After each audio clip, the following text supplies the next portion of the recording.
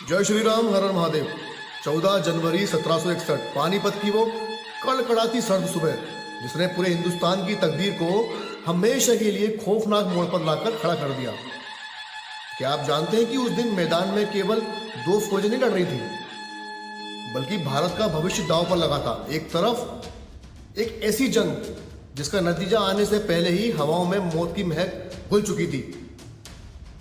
एक तरफ थे मराठा, जिनकी धमक से अटक से लेकर कटक तक पूरा भारत कांपता था। दूसरी तरफ था अफगानी हमलावर अहमद शाह अब्दाली। युद्ध के मैदान में पहली तलवार चलने से बहुत पहले ही मराठों के खिलाफ एक ऐसी बिसात बिछाई जा चुकी थी जिसने उनकी हार की पटकथा लिख दी थी। महीनों की भूख, कड़ाके की ठंड और चारों तरफ कटी रसद। क्या कोई युद्ध खाली पेट साम्राज्य की रक्षा कर सकता है? सस्पेंस इस बात में नहीं था कि कौन जीतेगा, बल्कि इसमें था कि कौन अंत तक बचेगा। दोपहर के वक्त नजारा कुछ और ही था। मराठों का जो भगवा परचम था, जो अब्दाली की फौज को चीरता हुआ आगे बढ़ रहा था।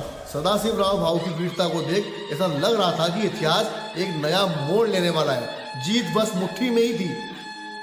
तभी एक हवा का रुख बदला, एक गोली चली और पेशवा के वारिस युवा विश्वास राव घोड़े से नीचे गिर गए।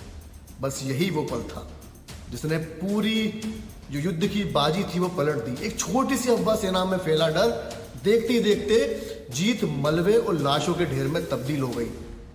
उस दिन पानीपत की मिट्टी ने इतना खून पिया कि हजारों मराठा परिवार एक ही दिन में उजड़ गए। लेकिन सबसे बड़ा रहस्य तो ये है कि इतनी बड़ी जीत के बाद भी अब्दाली भारत पे राज नहीं कर पाया।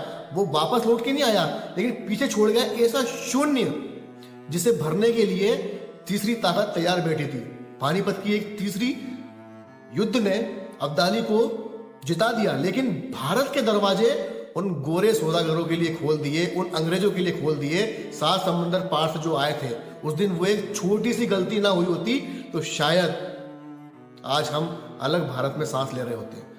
पानीपत की हार महज एक जंग नहीं थी या अंत नहीं थी, बल्कि गुलामों की उन जंजीरों की आहट थी जिन्हें तोड़ने में हमें 200 साल लग गए थे।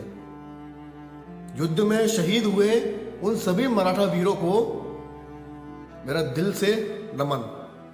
जय हिंद, जय शिवराय।